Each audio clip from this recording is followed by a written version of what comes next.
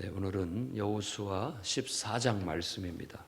13장이 이제 가나안 땅에 있어서 요단강을 가운데로 이렇게 쭉 흐르고 있다면은 이 요단강 동편 땅, 그래서 르우벤 지파, 갓 지파, 므낫세 반지파인데 이 요단강 동쪽에 있다고 그래서 이 므낫세는 동므낫세 이렇게 명명하기도 합니다. 그리고 이제 서쪽에도 또 므낫세 지파가 땅을 받았는데 그건 이제 서므낫세 이런 식으로 강이라는 것 자체가 하나의 경계선이 돼서 그렇게 됩니다. 따지고 보면 같은 이제 므낫세 지파가 되겠죠. 오늘은 이제 그 외에 9개 지파와 나머지 므낫세 반지파 그 지파에게도 땅을 나누어 주는 이야기가 나타나 있습니다. 그리고 그 중에 특별하게 여분네 아들 갈렙의 얘기를 하고 있습니다. 그러니까 오늘 1절에서 5절 말씀을 보면 요단 서쪽의 땅을 분배하는데 세 주체가 함께 모여서 그걸 했다. 일단은 모든 걸 관장하고 있는 하나님의 사람 여호수아, 반드시 하나님의 사람이 있어야 됩니다. 그리고 하나님 앞에 예배드리는 제사장 엘르아살, 그 다음에 각 지파의 족장들, 이렇게 세 주체가 모여서 여호와께서 명령하신 대로, 그 명령은 모세에게 내려졌고 다시 그 후계자인 여호수아에게도 그 명령은 똑같이 이어져서 하나님이 명령하신 대로 그 땅을 나누어 주었다, 분배했다라고 말하고 있습니다. 그러니까 땅을 나누는 원칙은 일단은 하나님의 뜻대로, 그래서 하나님의 뜻대로 하는 것에 분배 선택 방법이 뭐냐? 제비 뽑는 거예요. 그래서 성경에는 하나님의 뜻을 구하고 제비를 뽑아서 정하는 경우들이 있습니다. 우림과 둠밈이라는 것도 그런 어떤 하나의 제비 뽑는 것과 같은 원리고, 또 사도행전의 1장에서 봐도 유다 대신 다른 사도를 뽑을 때도 2명의 추천자가 있었고 그 2명을 놓고 제비를 뽑아 했습니다. 요즘은 민주주의라고 해서 투표로 많이 하죠.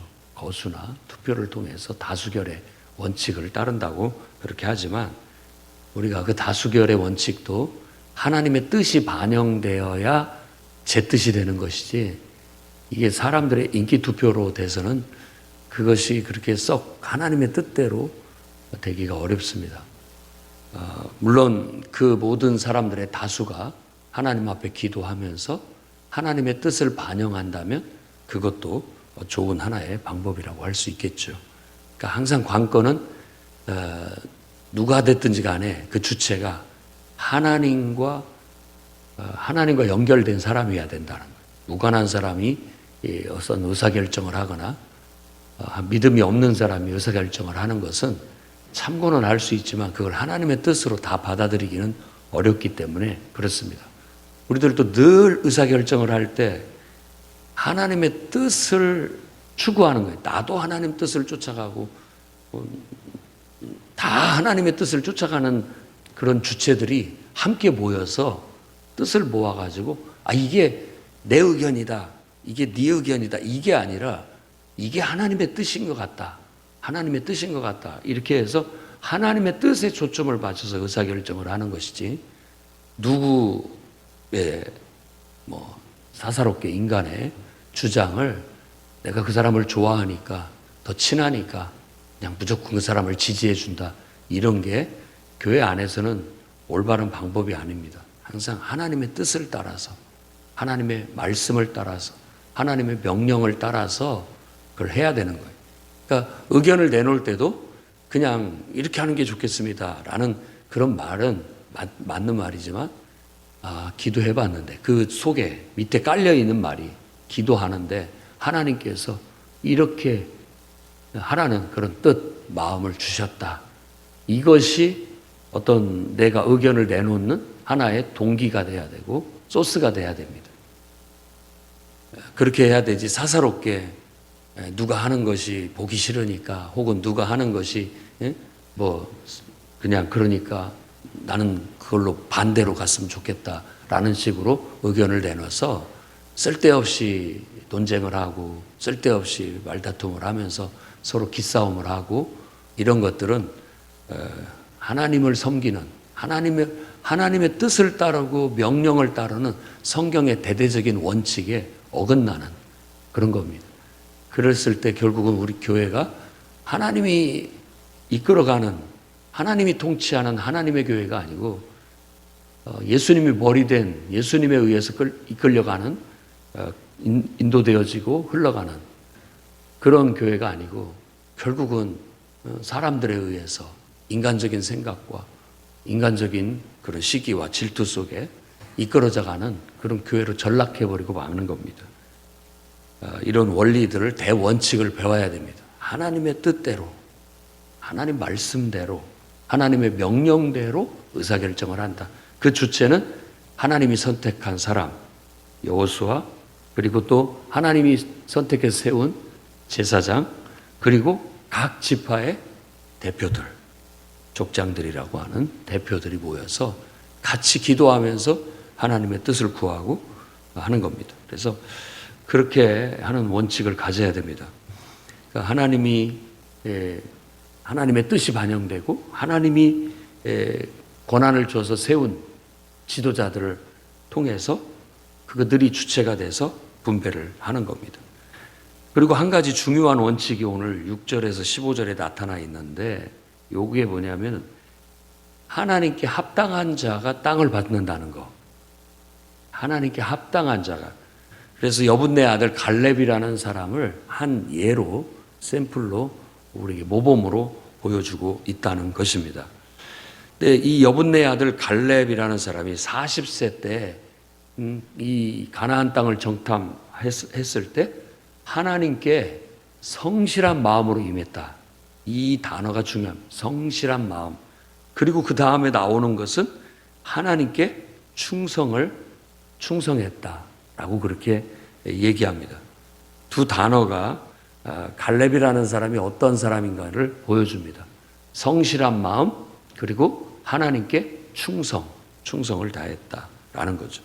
그때 많은 사람들이 다 부정적으로 정말 인간적인 보고를 했지만 나는 그저 오로지 하나님의 뜻, 하나님 말씀, 하나님 명령에 따라서 성실한 마음으로 가서 그 땅을 바라봤고 그리고 또 하나님께 충성된 믿음의 고백으로 그때 말을 했었다.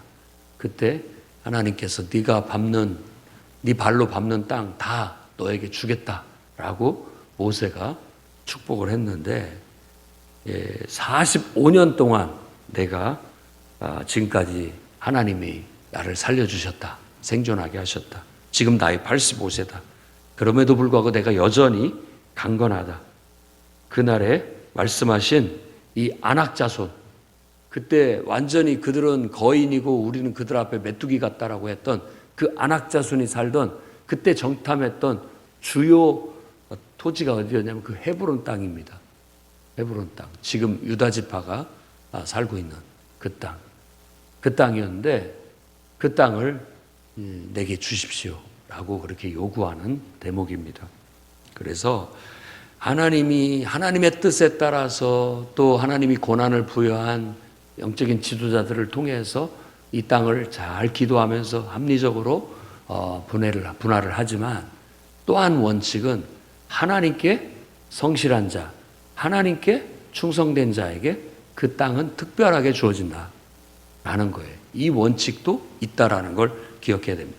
그러니까 천국은 침노하는 자의 것이고 또 어떤 의미에서는 하나님께 충성하고 하나님께 성실히 행하는 자, 하나님께 순종하는 자에게 하나님은 허락하신다. 구하는 자에게 주신다. 구하는 자에게 주신다라는 걸 우리에게 말하고 있다는 걸 알 수가 있습니다. 여러분, 성경의 시대하고 지금 이 시대하고 지금 시대하고 뭐 다를지는 모르겠습니다만은 지금 시대는 영양이 좋아지고 또 생명이 좀 길어져 가지고 나이가 옛날하고 좀 다른 것 같습니다.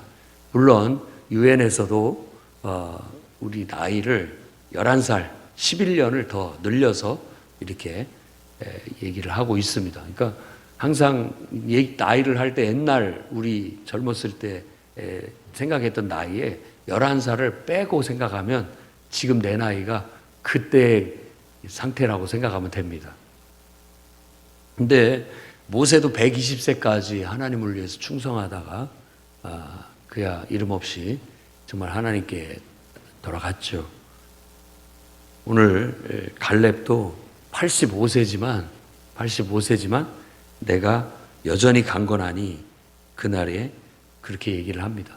여전히 강건하다고 얘기합니다. 그래서 하나님을 위해서 얼마든지 내가 싸울 수 있고 내가 하나님의 뜻을 이루는데 활동할 수 있다라는 거 이렇게 얘기를 합니다. 하나님께서 여러분 모두에게 그런 건강을 허락해 주셔서 진짜 이와 같이 기력이 쇠하지 않고 내가 여전히 강건하다, 총명하고 강건하다, 얼마든지 내가 주님을 위해서 일할 수 있고 봉사할 수 있다, 이렇게 말할 수 있었으면 좋겠습니다. 어찌 보면 우리들이 이제 그 세상에서도 뭐 60세가 되면 은퇴를 한다, 65세가 되면 국가에서도 법적으로 노인에 해당돼서 연금을 주거나 어떤 혜택을 받게 되는 그런 구분이 있습니다. 그런 것에 너무 그건 그냥 어떤 숫자의 구분일 뿐인 거예요. 그리고 누가 얘기했잖아요. 나이는 숫자에 불과하다고. 마음먹기 달려 있습니다. 마음을 내가 약하게 먹으면 뭐 약하다고 그냥 그런 것들을 이렇게 마음을 받아들이면 갑자기 힘도 빠지고 또 뭐 목표도 사라지고 해야 할 일도 사라지고 의욕도 사라지면 그것 자체가 우리 몸에도 별로 썩 좋지 않을 것 같아요. 세상에서는 은퇴를 했어도 은퇴가 아니고 또 다른 꿈을 향해서 또 다른 목표를 향해서 다시 나아갈 수 있는 분기점으로 생각해야죠. 그리고 내가 이 나이에 또 뭔가 할 수 있는 뭔가를 또 생각한다면 여러분들이 더 건강하게 의욕적으로 정말 여전히 강건하게 기력이 쇠하지 않게 그냥 살다가 우리 시간 다 되는 날 하나님께서 우리 부르시는 날 주님 품에 안길 수 있었으면 좋겠습니다.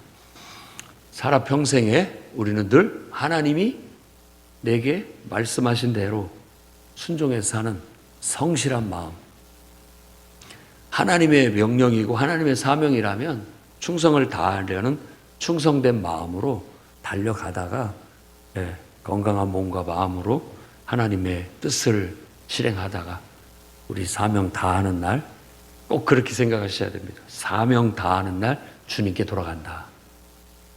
그래서 내가 임종을 맞이할 때 주님을 바라보고 다 이루었다. 또 내 후손들을 향해서도 나도 내가 내 사명을 향해서 지금까지 달려왔다. 후회 없이 달려왔다. 라고 말할 수 있는 그런 부두가 됐으면 좋겠습니다.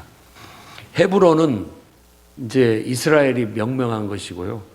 그때까지는 기럇 아르바라고 해서 아르바라는 아낙 자손이 사는 땅. 아르바는 키가 큰 그런 족속을 말하는 그 아낙 자손의 한 사람의 이름입니다.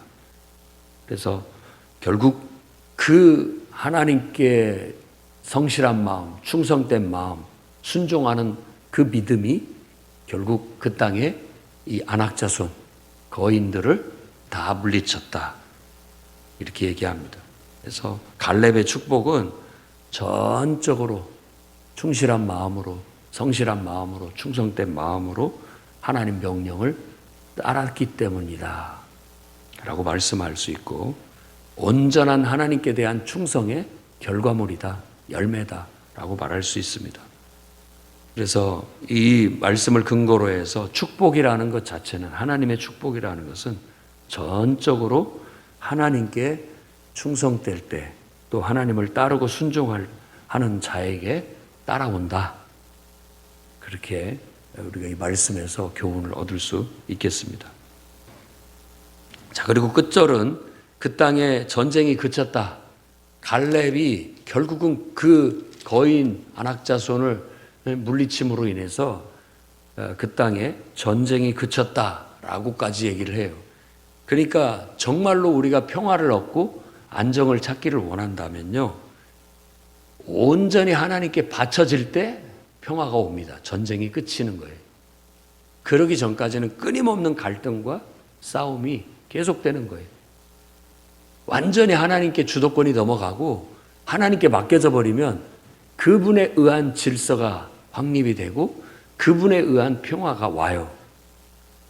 그런데 그분께 완전히 맡기지 못하고 그분과 내 안에 있는 어떤 욕심이 계속 끊임없이 갈등하고 다투면 우리 인생이 그만큼 고통스러운 거죠. 고통스럽고 이 싸움이 끝나지 않습니다. 하나님께서도 절대 지지 않습니다. 그냥 두지 않아요. 어떤 해결해야 할 문제는 계속 다룹니다. 계속 다뤄요. 또 그걸로 인해서 부딪히게 만들고 또 부딪히게 만들고 또 부딪히게. 어디로 피해도 하나님은 거기에서 또 똑같은 반복. 하나님께서 요구하시는 건 변함없어요.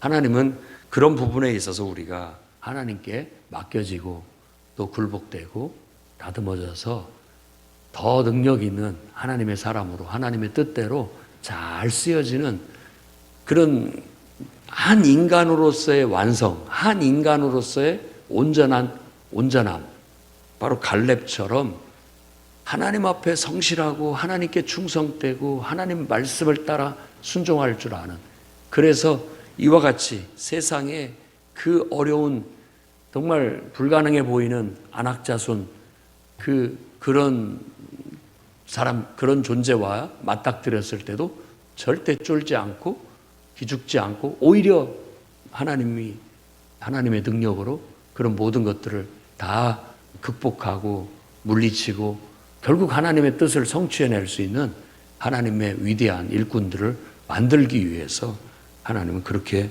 우리를 이끌어 가신다라는 겁니다. 그러니까 아예 마음을 단단히 먹고 나는 늘 하나님 말씀대로 무조건 순종하고 따른다, 이런 마음만 가져도 여러분은 갈렙과 같이 축복된 사람이 될 수 있습니다. 다른데 원인을 두지 않아요. 다른 것에 영향을 받지 않습니다. 나는 그저 하나님의 말씀대로, 주님의 명령대로, 하나님 뜻이라면 그냥 오로지 성실한 마음과 충성된 마음과 그저 순종하는 마음으로 밀고 나아가면 여러분 앞에 거인들이 다 쓰러집니다.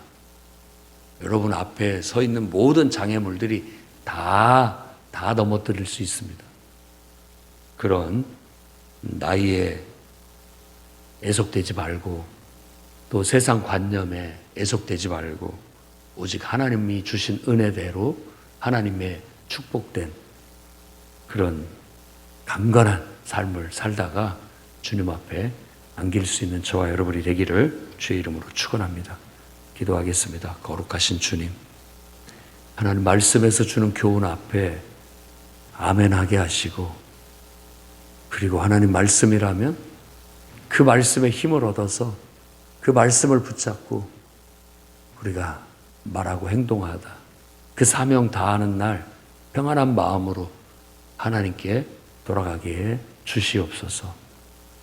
한 해를 열심히 달려왔습니다. 성실한 마음으로, 충성된 마음으로, 또 온전히 하나님 말씀 순종하는 그런 태도로 달려왔습니다. 주님, 모든 게 하나님의 은혜고 또 주님이 지켜주시고 함께해 주시고 돌봐주셨기 때문에 가능한 줄로 믿습니다. 늘 우리 안에 아직도 하나님께 온전히 맡기지 못함으로 인하여 갈등하고 또 그걸로 인해서 굽어돌고 또 힘들어하고 어려워하는 그런 것이 있다면 주님 앞에 내려놓기를 원합니다. 내 안에 아직도 하나님 앞에 맡겨지지 못하고 헌신되지 못하고 하나님께 순종하지 못하는 영역들이 온전히 깨달아지고 또 순종해지고 하나님께 바쳐지는 은혜가 이 2023년도 한 해를 마무리하는 이 즈음에 일어나게 하시고 24년도는 더욱더 하나님 앞에 강건하고 더욱더 하나님 앞에 온전히 헌신되어져 주님께 더 힘있고 능력 있게 쓰임받는 그런 희망찬 한 해가 되어지게 주옵소서. 예수님 이름으로 기도드립니다.